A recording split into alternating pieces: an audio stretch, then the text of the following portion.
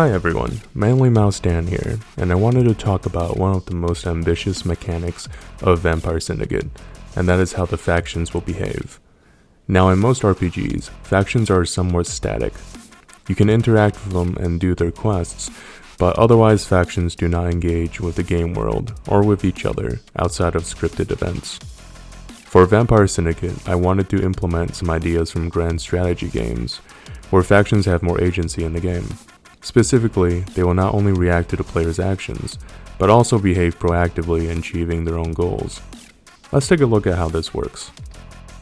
In Vampire Syndicate, the player is incentivized to increase their money, respect, crew, and their own personal stats. With the exception of the last, this will be the same for factions, except at much higher levels and under new names. The factions will start the game in a state of an uneasy truce, which, as you may expect, does not last for long.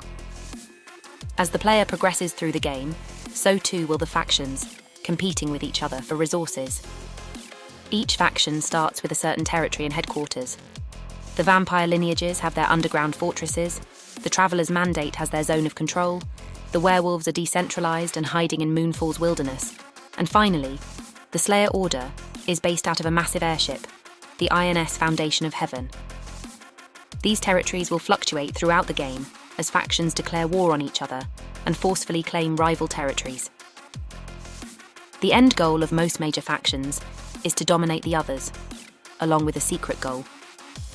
Although the Slayers would like to see all cursed supernatural creatures purged, the Traveler's Mandate would rather they be controlled, and the werewolves have their own agenda. You, as the player, can have an incredible impact on the balance of power, working your way up from a street merc into a known quantity in the city. Here's a scenario that can play out. The player serves the Chthonians, who are engaged in a cold war with the Sunseeker court. Open hostilities have not broken out yet, but the Chthonians are using their proxy gang, the Iron Cartel, to put street pressure across Sunseeker territories, reducing their income. In response, Queen Khepri has secured an alliance with the Traveler's Mandate, which uses their status as arbitrator to penalise the Chthonians for violating the Accords, specifically the part that forbids open conflict between the lineages. This results in significant reparations which will be paid to the court, but only after the Mandate takes its broker's fee. At this point, the game director, which functions like a digital DM, will make a choice for the Chthonians. Chthonians could refuse to pay this tribute, but they will find themselves in open warfare against both the Mandate as well as the Slayer Order, which is just itching for an excuse. The player can spearhead this almost certainly doomed attempt at breaking the status quo. But the Mandate does not seek to destroy the lineage, merely humble it, so a good show of martial prowess will earn the player respect, and their lineage prestige, at the cost of heavy losses in capital and manpower. The Chthonians could talk with a Mandate liaison and convince them that no violations of the Accord happened. A smooth-talking player will be part of the diplomatic mission, and if successful will improve their standing within the lineage. The Chthonians could pay reparations and bide their time, until the Mandate is distracted with other matters. Then, they will collect their revenge by declaring war on the Sunseekers and claiming their territories. Or, the Chthonians could do some creepy ritualistic magic bullshit, because that's what they are known for.